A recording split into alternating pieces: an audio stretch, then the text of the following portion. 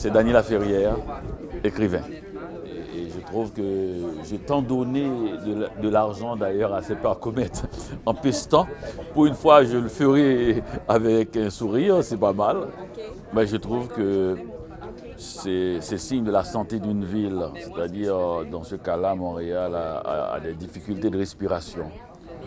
Tout le monde ne reçoit pas la même poche d'oxygène. Et ça se voit, j'habite dans cette ville depuis 1976, donc j'ai vu la situation s'empirer. Et je me souviens de ma joie d'ailleurs quand l'itinéraire apparu. J'étais l'un des premiers d'ailleurs à en parler. J'allais travailler à Radio-Canada. Quand j'ai vu ça, j'ai dit enfin une idée.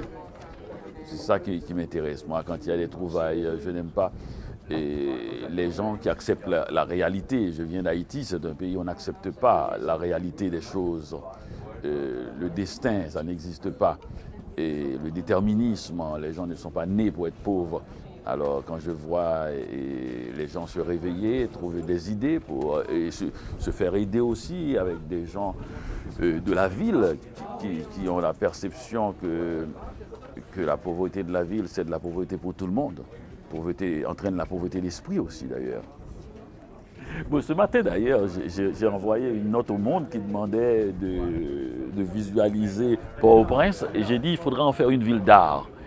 Et que quand on reconstruit, il faut que l'art soit au cœur de cette histoire-là. Et donc je visualise une nature haïtienne. Je vais faire sûrement la mer en bas, un palmier, une petite maison.